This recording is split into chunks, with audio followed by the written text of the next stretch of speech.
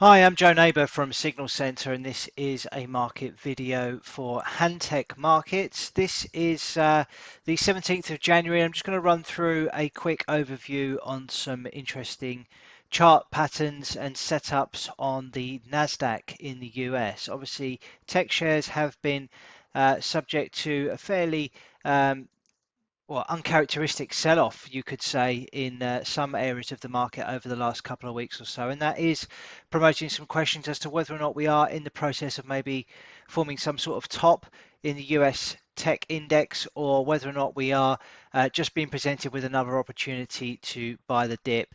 We are just approaching the latest round of earnings in the US as well, so it is an interesting time to look at the market from a technical perspective to understand how things are looking from a technical perspective. In terms of what's going on in the US at the moment, Monday it is Martin Luther King Day in the US, so we are expecting volumes to be a little bit on the light side. Markets will remain open, but people may be taking that for a holiday or an extended weekend. So it gives us an opportunity to take stock of where we're at from a technical perspective on Nasdaq. So I've cleared all my drawings off the chart just to reapply those now with you on this video, just to give you a bit of an understanding of what I'm looking at from the Nasdaq perspective at the moment. So just quite first and foremost, we can see that the market is in a very decent uptrend. As you can see, we are seeing the prices stretch from the lower left of the screen to the upper right. So there appears to be no immediate concerns about the long-term trend for Nasdaq. I'm just going to draw on some trend lines that I was looking at prior to clearing my drawings off the chart for you today, and just really highlighting this trend here. So we've got a number of touch points. Typically you want to see three when you're looking for an uptrend, and we've got them there. So we've got obviously the point here from the first point of the uptrend that I've drawn. Then we've got a touch point here, arguably a couple here and here. We've got 1, 2, 3 there, and then we've had another one there in recent days. So those with a keen eye will spot that we've actually seen a bit of a break of this trend in the last few sessions. We saw a decent move to the downside on the 10th of January, only for prices to be retaken and to close actually positive on the session. So a really big turnaround on that session. And therefore we saw a decent hammer looking candle, which would indicate maybe a short-term bottom in price.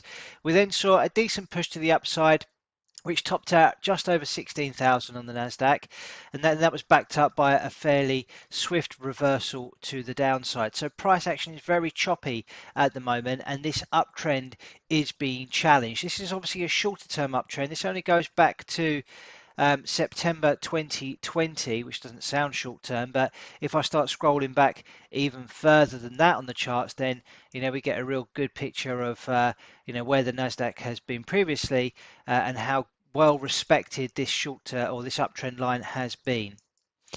So looking at it from a horizontal perspective, looking for horizontal supports and resistance levels, the ones that I was most interested in were these ones here, really, because these are the sort of ones that are most relevant in the shorter term, and we've got a cluster of those support levels that have formed between 15,500 to 15,538.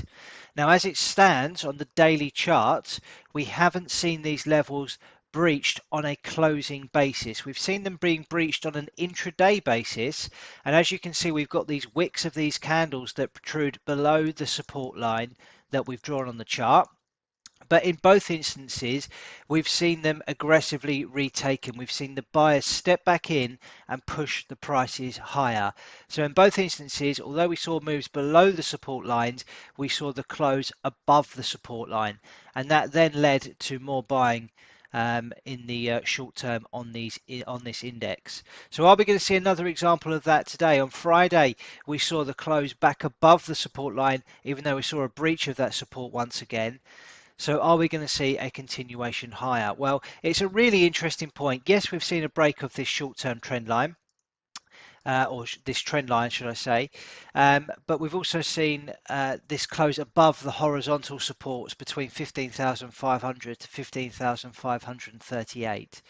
So this is kind of the make or break point, I think, in the short term as to whether or not we're going to see a continuation higher, and you would be a brave man to bet against it, given that the long-term trend is so fantastically strong. And as we know, when it comes to tech stocks in the US, there is a wonderful appetite for these assets, and people continue to buy the dips. So we're at a really interesting point where I think there could be some really good value for those looking to buy the dip, particularly on the US tech names ahead of the earnings season that's coming up over the next few weeks or so. So I think from a technical perspective, the outlook still looks pretty bullish on the Nasdaq and on the US markets in general. The Nasdaq has been the underperformer when so often it's been the outperformer when compared to the likes of the S&P 500 and the Dow Jones. So looks to be at an interesting zone today on the Nasdaq. I think, if the buyers do step back in here as they so often have in the past, then it wouldn't be unreasonable to think that we could see a pretty decent move back to the all-time highs on the Nasdaq, up at 16,768. Now, if you're looking at that from a trading perspective, if you were to be looking to buy the index around current levels, which is 15,630, and you were to target a move back to those all-time highs, then obviously we'd be looking for a reasonable reference for a stop loss, because it's always important to use risk management when you're trading and make sure that you do cap your losses. So if we were to use this wick here, the candle that was posted on the 10th of January as our stop, so if we were to have a stop loss below the low of that level, if it breaks below that level, then it's obviously going to have to do a hell of a lot more to get back above that all-important horizontal support at 15,500. Then we may be able to make the assumption that the supports are breaking, and we may see a continuation lower, a continuation of that correction to the downside. But if it doesn't happen, and the bulls continue to defend this level, then we're within our rights, I believe, to expect a move back to those highs. So having a stop below that key low there at say 15,138, 15,140, targeting a move back to those highs, we're looking for a risk reward ratio of about 2.3 to 1. So that means for every $1 that we're risking, we're looking to make $2.3 in return as a reward. So pretty good setup in my mind. And I think we could see some continuation or a continuation higher in the Nasdaq over the coming weeks. Obviously, if we do see a break below that 15,140 kind of level, this key swing low that was posted on the 10th of January, then that would invalidate my suggestion here, and we'd be looking potentially for lower prices. So be careful if you're trading. That's just my take on things. Hopefully it's been useful for you as well, and I'll be back very soon with some more content for you all. Until then, trade safe and have a great day. Goodbye.